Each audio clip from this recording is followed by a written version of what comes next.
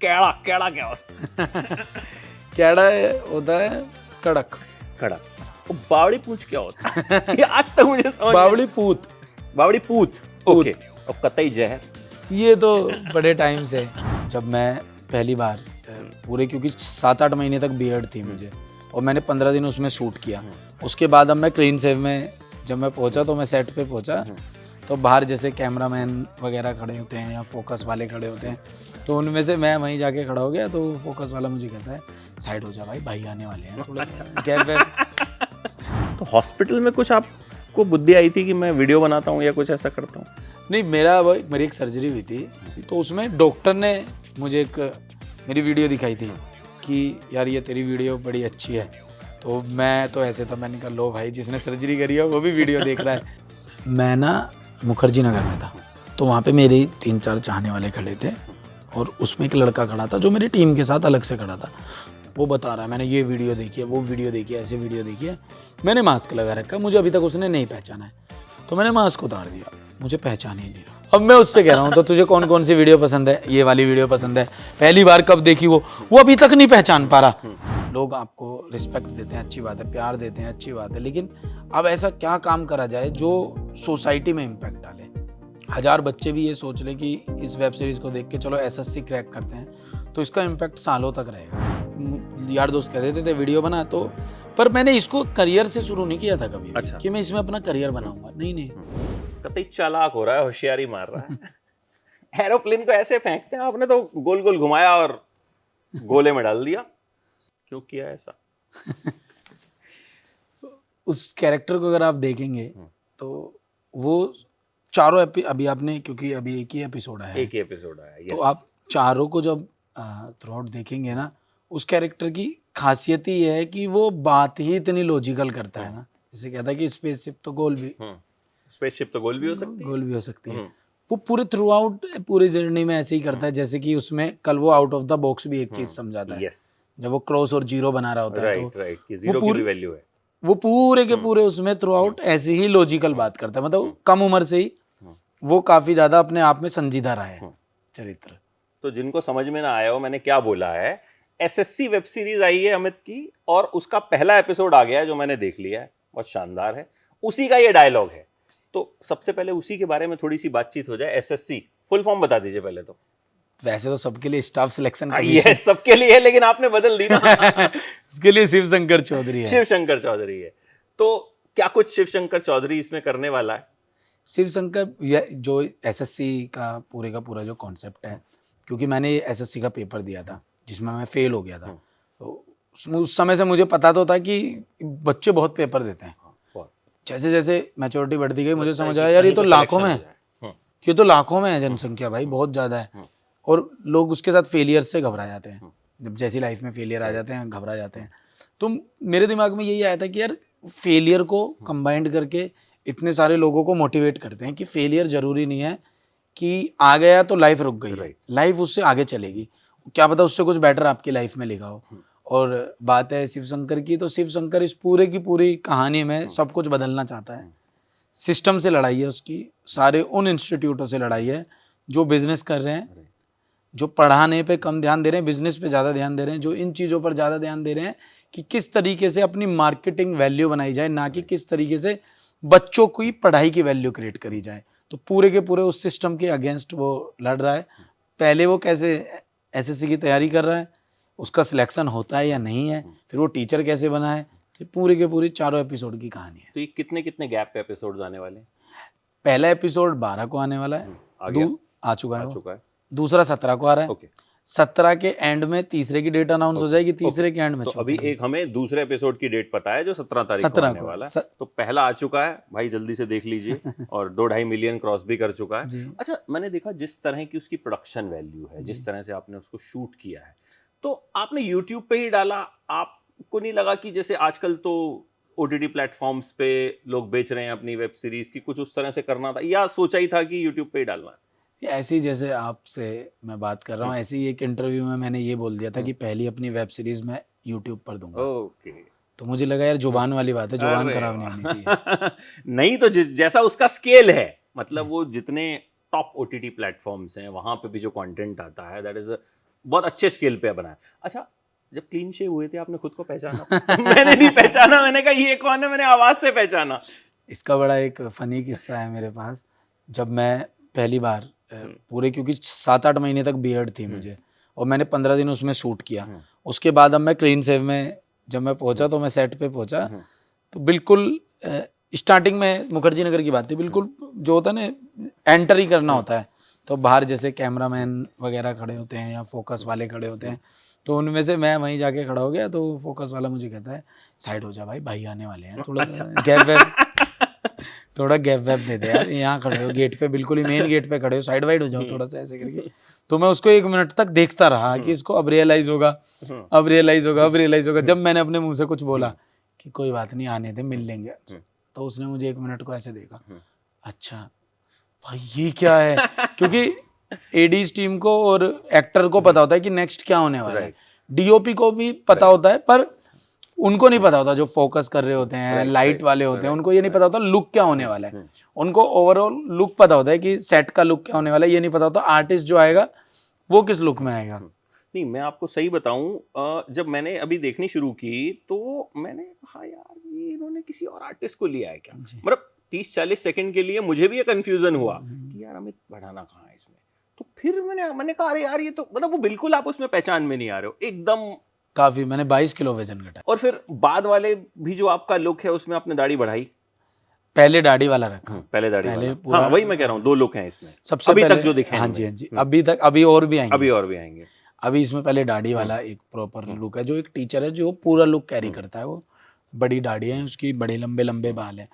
इसके बाद आ जाता है जब प्रिपरेशन करता है, उसके हल्की दाढ़ी है, हल्की मूछें हैं, हल्की हल्की, फिर एकदम बिल्कुल स्टार्टिंग वाला आ जाता है जिसके बहुत मामूली दाढ़ी मूछें, फिर एकदम बिल्कुल क्लीन सेव है। जब जैसे कि आप देखते हैं कि वो हाँ जो मैंने बताया आपको, जिसमें आपको आपके डीओपी ने भी नहीं पहचाना, लेकिन वो जो दाढ़ी वाला लुक है वो भी बहुत सेक्सी लग रहा है। मतलब उसमें मतलब दोनों में बिल्कुल पहचान में नहीं आ रहा कि ये आप हैं। अगर आवाज ना हम ध्यान से सुने तो लगेगा ही नहीं, मतलब पहली नजर में कोई नहीं पहचान सकता। हाँ, कुछ लोगों का ये भी कहना था कि एआई करा दी क्या, मैंने कहा भाई इतने पैसे वैसे कहाँ से आ गए कि ऐसा भी बोला लोगों ने। हाँ, लोगों, क्योंकि यकीन नहीं हो रहा ना लोगों नहीं, को, ये फैक्ट है कि काफी वजन गिर गया ना, क्योंकि 70 के आसपास जाने पे तो मुझे एक वीकनेस काफी फील होने लगी थी, क्योंकि मेरी 5-11.5 के आसपास हाइट है, उसमें भी 75 किलो वेट जाता है प्रॉपर, मैं पहुंच गया था 70 पे, 5 किलो मैंने अपने वेट के हिसाब से ही कम कर लिया था, तो वीकनेस काफी आने लगी थी, तो मैं भी नहीं पहचान पा रहा था। अब तो मैंने पूरा खाना पीना दबा के स्टार्ट किया है, मैंने कहा होती रहेगी भाई डाइट वाइट तो जब होगी, अभी पहले अपने खाने पीने पे ध्यान दो। तो आपको लगा कि इसमें झंझट ज्यादा है यार, मैं यूट्यूब वीडियो बनाता हूँ, मैं ही हूँ उसमें, और लोग बेइंतहा प्यार दे रहे हैं, मिलियंस ऑफ व्यूज आ रहे हैं, तो लेकिन इसके लिए यार वेट भी कम करो, दाढ़ी बढ़ाओ, दाढ़ी घटाओ, लगा कि मतलब यार झंझट ज्यादा है। ये खुद से खुद का ही चैलेंज है, करते करते ना आपको एक समय के बाद ऐसे लगने लगता है कि अब अगला क्या करना है, बिल्कुल लेवल अप कैसे होगा, कैसे आप भीड़ से अलग पहचाने जाओगे। नंबर आपके पास हैं, अच्छी बात है, लोग आपको रिस्पेक्ट देते हैं, अच्छी बात है, प्यार देते हैं, अच्छी बात है, लेकिन अब ऐसा क्या काम करा जाए जो सोसाइटी में इम्पैक्ट डाले, जो ये दिखाए कि अरे यार ब्रिलियंट, ये बहुत अच्छा काम है। अगर 1000 बच्चे भी ये सोच लें कि इस वेब सीरीज को देख के चलो एसएससी क्रैक करते हैं, तो इसका इम्पैक्ट सालों तक रहेगा। तो कहानी ऐसी बुनो जो सोसाइटी पर एकदम इम्पैक्ट डाले।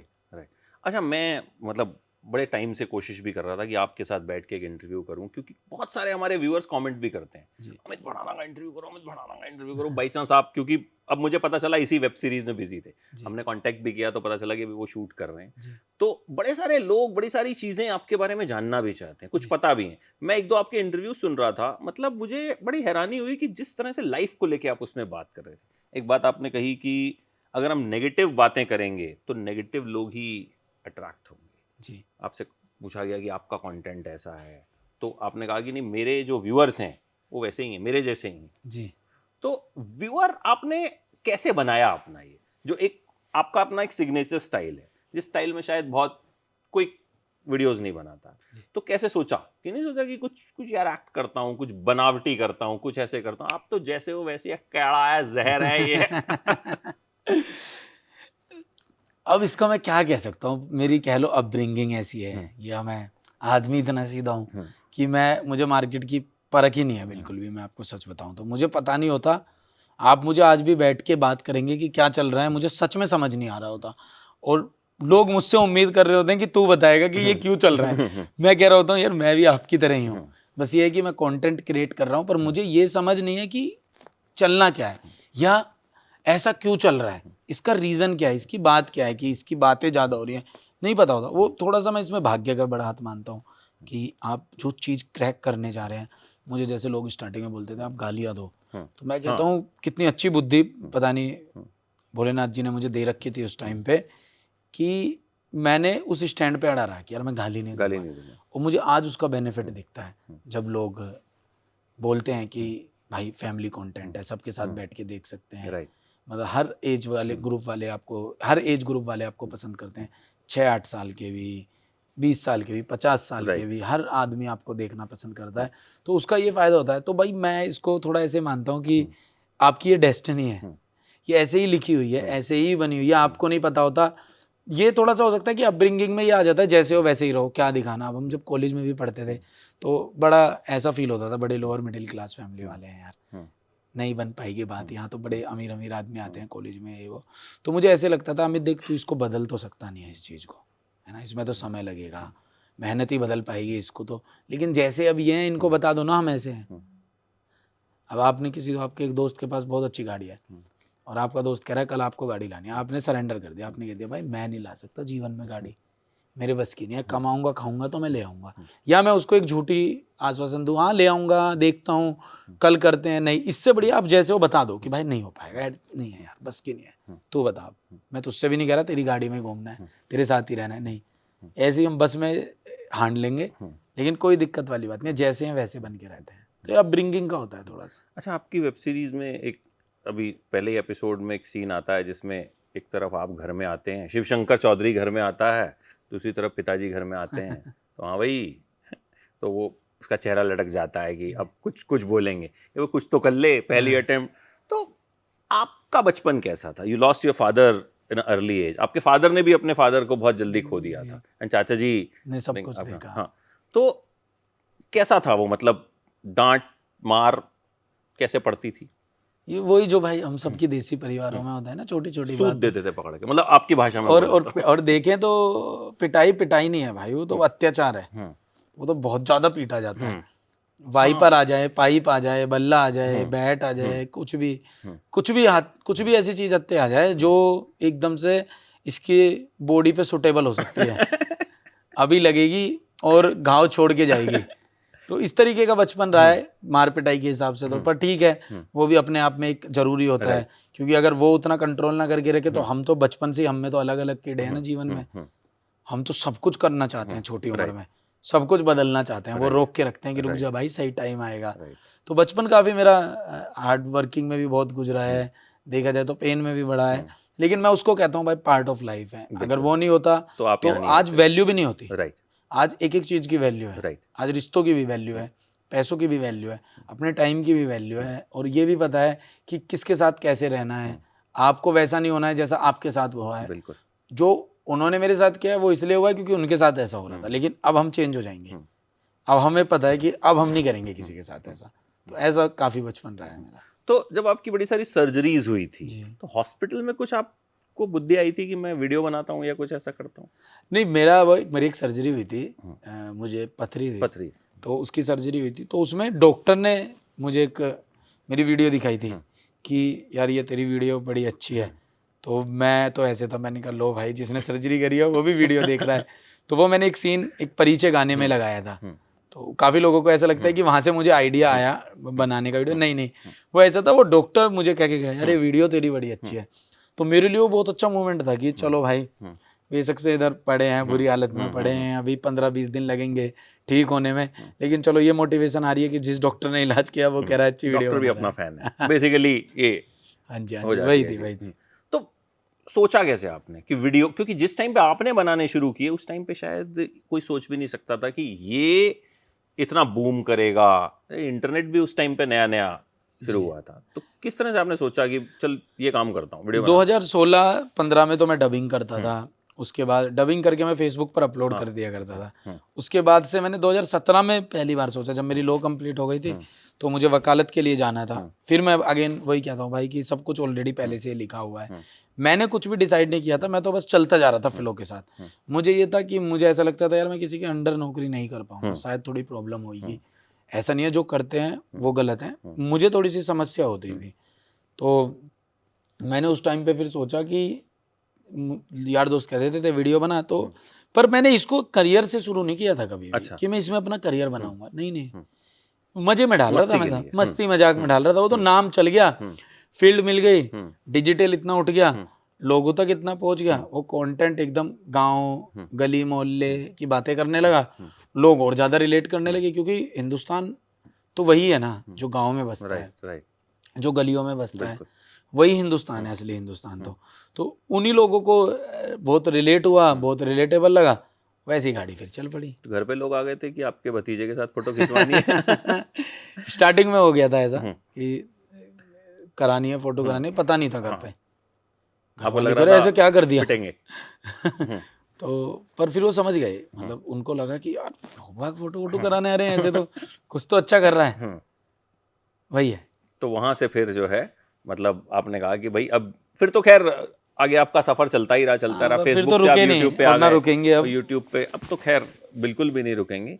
अच्छा, अब जैसे आपने ये वेब सीरीज भी की, आपने तमाम तरह के वीडियोस बनाए, सबसे चैलेंजिंग आपको क्या क्या हिस्सा लगता है? कंटेंट क्रिएशन का सबसे चैलेंजिंग काम क्या लगता है? एडिटिंग बहुत डिफिकल्ट है। देखा जाए तो इसलिए एडिटिंग बहुत डिफिकल्ट है कि एडिटर की किस्मत कह लो या ख़राब किस्मत कह लो या क्या कह लो, कि उसको सारा डाटा लाकर जब दिया जाता है और जब वो कुछ कमियां बता रहा होता है तो उसको कहा जाता है अब इसको सुधार, हमें नहीं पता, इसको ठीक कर। तो बेचारा, क्योंकि मैं एडिटर भी हूँ तो मुझे पता है वो पेन क्या होता है जब मैं सीन को देख रहा होता हूँ ना, अरे यार ये ब्लर हो गया हल्का सा, या ये लाइटिंग यहाँ पर ये क्लोजअप में अलग लाइटिंग हो रखी है, वाइड में अलग लाइटिंग हो रखी है।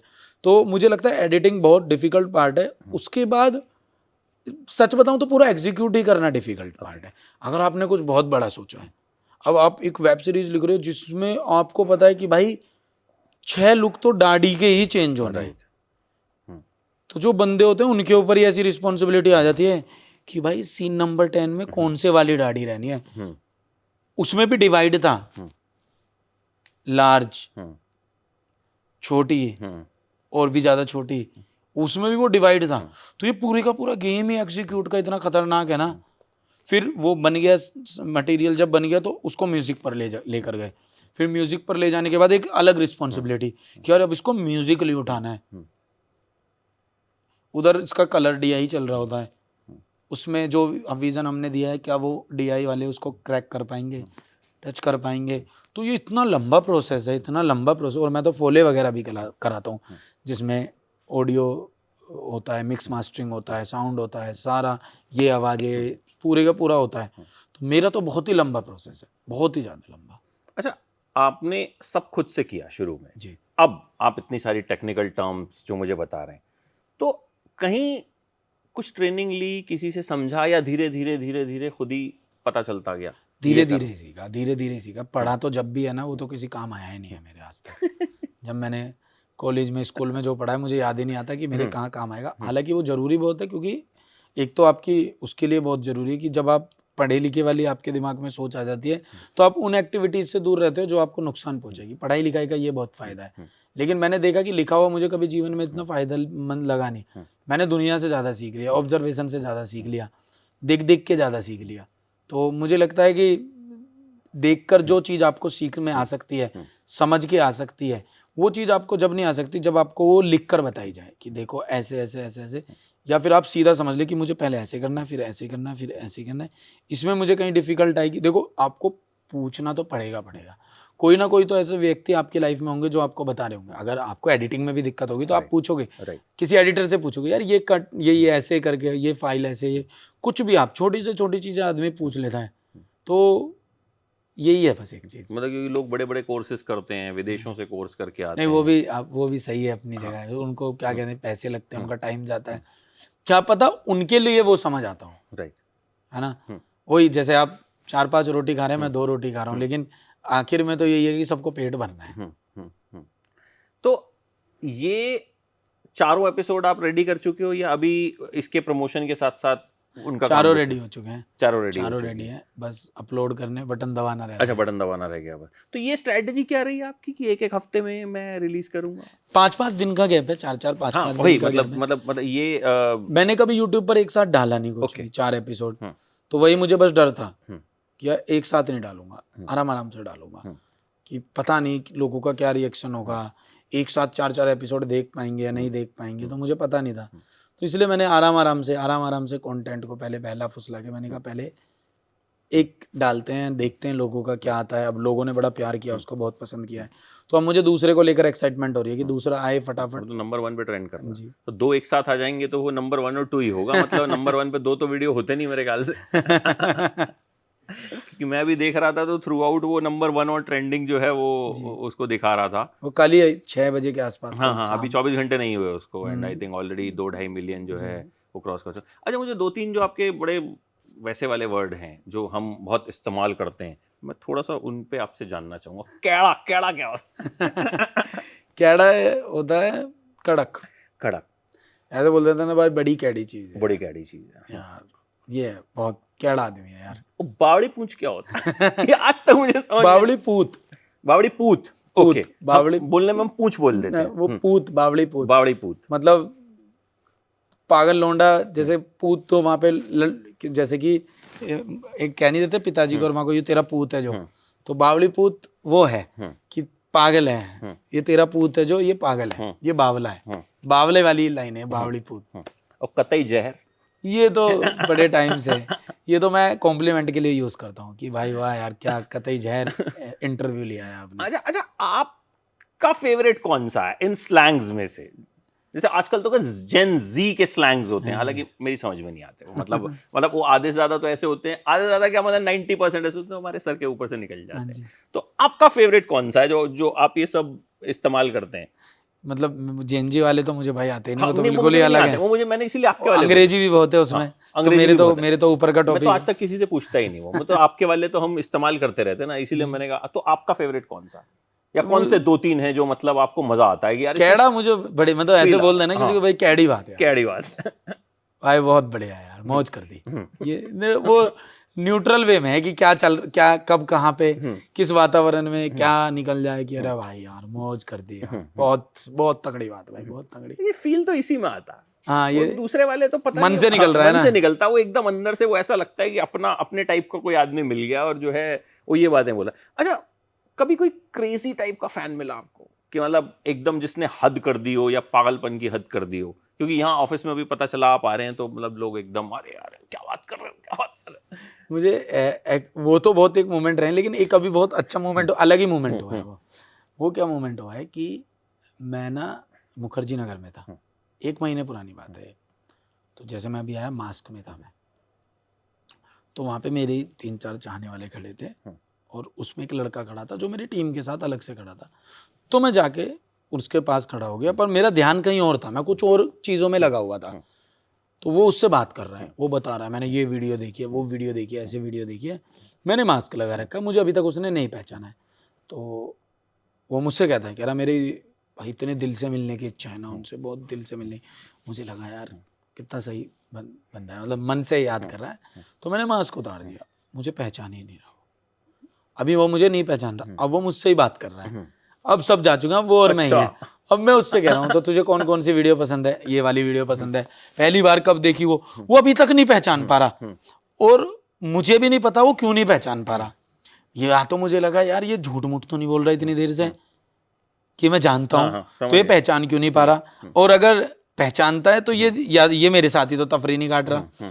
तो पूरा हो गया, मैंने उससे 15-20 मिनट बात करी, वो मुझे नहीं पहचान पाया। अब वहाँ हुआ शूट स्टार्ट, और उसको क्योंकि उसने मुझे वो पसंद बहुत करता था वैसे, क्योंकि लुक इतने चेंज होते रहते हैं ना, तो वो पहचान नहीं पा रहा था क्या है। अब ना ये क्लीन सेव था, दाढ़ी थी तब मुझे। तो अब मैंने जब शूट स्टार्ट किया, उसको फिर किसी ने बताया ये अमित है। वो बेचारा इतने ऑकवर्ड मोमेंट में था, वो आया ही नहीं मेरे सामने, उसको अंदर से बुरा लग गया, उसको लग गया यार कि मेरे सामने थे और मैं पहचान नहीं पाया, और बातें मैंने इतनी ज्यादा कर ली उससे तेरी कौन सी फेवरेट वीडियो है? भाई मेरी अक्षय कुमार वाली फेवरेट वीडियो है, उसमें मजा आ गया, मेरे दोनों फेवरेट साथ में थे।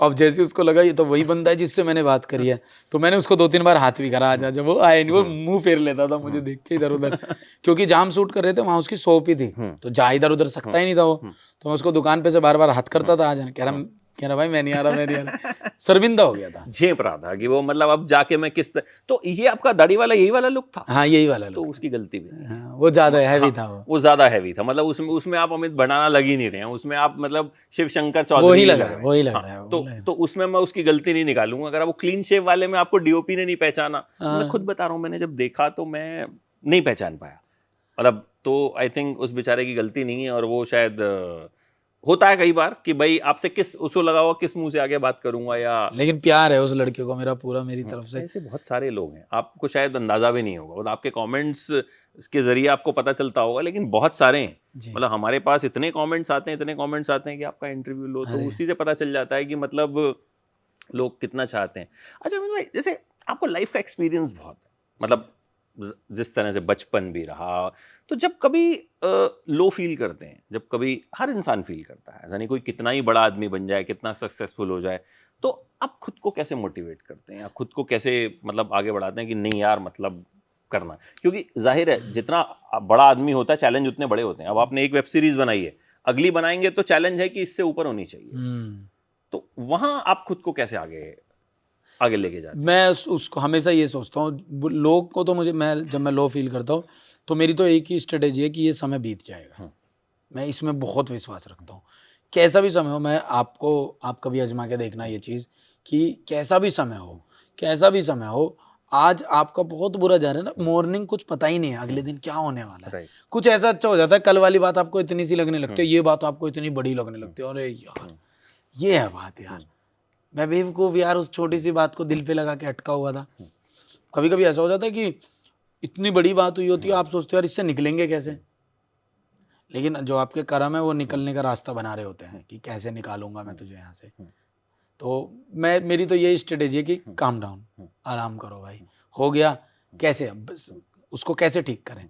मैंने कोई चीज़ तोड़ दी, अब वो टूट चुकी है ना, जोड़ूंगा तो निशान तो जब भी हैं, तो इससे बढ़िया मैं इंतजार करता हूँ कि कब मैं इस सदमे से निकल पाऊँ कि मैंने कोई चीज़ तोड़ दी, तो मैं काम डाउन रहता हूँ, जाने दो, थोड़ा समय लेते हैं फिर इसको ठीक करते हैं। अच्छा, एक चीज़ हर आदमी जो कामयाब होता है या जो बड़ा बनता है उसके साथ हमेशा होती है, अक्सर होती है, कभी ऐसा हुआ कि कामयाबी सिर पे चढ़ी हो या आपको लगा हो कि मतलब बाद में रियलाइज हुआ हो कि नहीं मैं थोड़ा ज़्यादा हवा में उड़ गया था, या ऐसा कुछ हुआ कभी हुआ लाइफ में? या आप मुझे तो कहते रहते हैं सब थोड़ा सा उड़ जाएगा करो। हाँ, ये पूछ रहा हूँ मैं, मतलब कई बार क्या होता है हमें, क्योंकि ऐसा कभी हमने सुना नहीं, कई बार होता है हमें खुद को रियलाइज होता है कि यार मैं शायद थोड़ा सा ऑफ ट्रैक हो गया इस चक्कर में, कभी लाइफ में ऐसा हुआ? नहीं, मेरी लाइफ में कुछ ऐसे तत्व है नहीं, मैं दारू मैं नहीं पीता, सिगरेट मैं नहीं पीता, नॉन वेज मैं नहीं, पार्टी मैं नहीं करता, दोस्त मेरे नहीं है, मेरे जो दोस्त हैं वो मेरे 15-15 20-20 साल पुराने, वो मेरे साथ रहते हैं। तो आप ऑफ ट्रैक जब होते हो ना, जब आपसे नए लोग मिलते हैं और जो आपको बताते हैं ये करेगा तो और ज़्यादा बढ़िया बनेगा, या फिर जब आपको ऐसे लगने लगता है कि आपसे बेहतर कोई नहीं। जैसे एक समय पे मुझे ऐसे लगता था कि यार मुझे जीवन में नंबर 1 बनना है, फिर मुझे समय के साथ पता लगा कि भाई नंबर 1 तो भोले बाबा जी हैं, तो अब आप नंबर 2 बनो, और फिर नंबर 2 बन के अब हम करें क्या, तो हम नंबर से ही हट जाते हैं, अब हम जाएं जैसे हैं वैसे ही रहते हैं।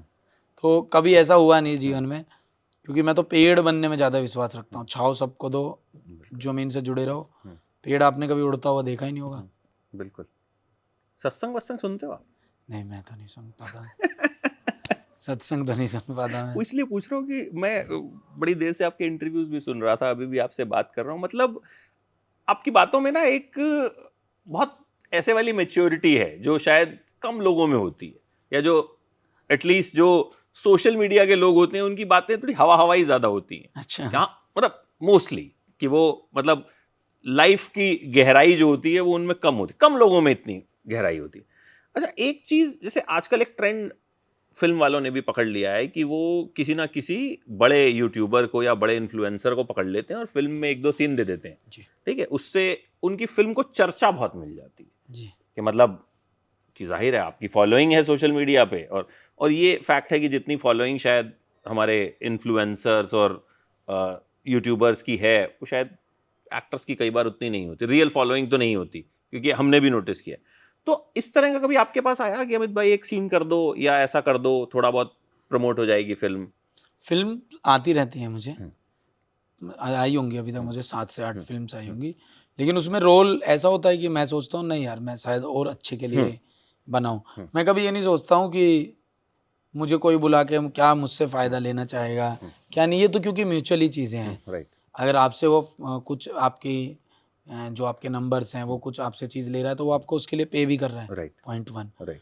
पॉइंट 2, कौन किसका क्या ले लेगा क्या नहीं ले लेगा, अगर चीज़ें कंटेंट आपका स्ट्रॉन्ग है तो फिर तो सब आपको पसंद करेंगे, चाहे आप इधर चले जाओ चाहे आप उधर। कभी कभी आप छोटा सा 5 मिनट का भी कहीं पर रोल करके आएंगे अगर, और वो कहानी बहुत अच्छी है तो वो पूरे की पूरी कहानी में उस 5 मिनट के रोल की चर्चा होगी। तो मुझे आते हैं, लेकिन मुझे ऐसा लगता है कि अभी मैं इस चीज़ के लिए नहीं बना, इससे बेटर मैं कुछ कर सकता हूँ। तो आगे है कोई इरादा हाँ फिल्म बिल्कुल करने है का? और मतलब मुझे लोगों के साथ काम करना है, मुझे ये नहीं करना कि हमेशा मैं ही लिख रहा हूँ मैं ही डायरेक्ट कर रहा हूँ, नहीं। मुझे ऐसे कि कोई मुझे लिख कर भी दे, डायरेक्ट भी कोई और करे मुझे, ये मुझे बड़ा मन है, दिल से मन है कि कुछ ऐसा भी होना चाहिए मेरे साथ। क्योंकि यूट्यूब को तो आपने एक तरह से कॉन्कर कर लिया जी। मतलब पहले 20 मिलियन भी आपके पहले हुए, अब आपने इस पे वेब सीरीज भी बना ली, तो इसलिए मैंने पूछा कि अब आगे और डायरेक्टर्स के साथ और एक्टर्स के साथ हम देख सकते हैं आपको कि मतलब हाँ बिल्कुल, कोई बुलाएगा तो करूँगा, पर वो होना चाहिए, दमदार होना चाहिए, एक मजा आना चाहिए कि कल को आप देखकर यहाँ पर इंटरव्यू लेकर बैठ के ये ना पूछना वो क्यों किया, वो ये कह रहे, आप कह रहे हो कि वो जो किया बहुत अच्छा किया। जैसे आज मैंने पहला एपिसोड देखा तो मुझे मेरे पास वजह थी कि हाँ अच्छा ये आपने क्यों किया, उसके बारे में बात करने के लिए हमारे पास कंटेंट था। कोई है दिमाग में किसी एक्टर के साथ काम करना या किसी हीरोइन के साथ काम करना? कई बार होता है ड्रीम हमारे एक्टर्स होते ऐसे हैं। मेरा ड्रीम तो कुछ भी नहीं है, क्योंकि सपने तो वैसे ही मैं तोड़ता रहता हूँ अपने। हाँ, ये आपकी बात मुझे बड़ी अच्छी लगती है। सपने बुनो तोड़ दो फिर कोई बात नहीं, फिर कुछ नया करेंगे, फिर कुछ नया। मुझे राजकुमार हिरानी बहुत पसंद है, बहुत शानदार है, एज ए डंकी आ रही है अभी उनकी। अच्छा, तो उनका मुझे डायरेक्शन बड़ा अच्छा लगता है। उनके साथ मुझे वो है मेरे अमित त्रिवेदी, बहुत कमाल का। जहाँ आप बैठे हैं कल सेम टाइम पे अमित त्रिवेदी बैठे। अच्छा, उनका म्यूजिक मुझे बड़ा पसंद है, बहुत शानदार है, बहुत शानदार, डिफरेंट है। हाँ बहुत डिफरेंट है। तो ये वो लोग हैं बस जिनके साथ काम करने का मन है। गोविंदा जी के साथ काम करने का बड़ा मन है। अनफॉर्चुनेटली कादर खान साहब तो है नहीं अब हमारे बीच में, बड़े पसंद थे मुझे। वो तो खैर मतलब मुझे लगता है वो हमारी जनरेशन के मतलब एक ऐसे एक्टर रहे हैं जिन्होंने बहुत इम्पैक्ट डाला है। बाकी छोटी छोटी इच्छाएं मैंने पूरी करी, अक्षय सर के साथ काम करके, अजय देवगन जी के साथ, राजपाल यादव जी के साथ, मनोज जोशी जी के साथ, ये भी मेरी एक लिस्ट में थे। अब भाग्य ऐसा बना कि खुद ही उनके साथ काम जुड़ गया, अपने आप ही काम जुड़ गया।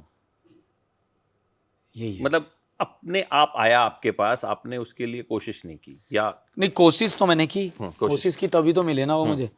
लेकिन इतनी आसानी से, मेहनत वो एक अलग चीज़ है, लेकिन इतनी आसानी से कि कुछ कर सकते हैं चलो करते हैं। मैंने कहा ये कर सकते हैं चलो कर लेते हैं, मैंने कहा बढ़िया है।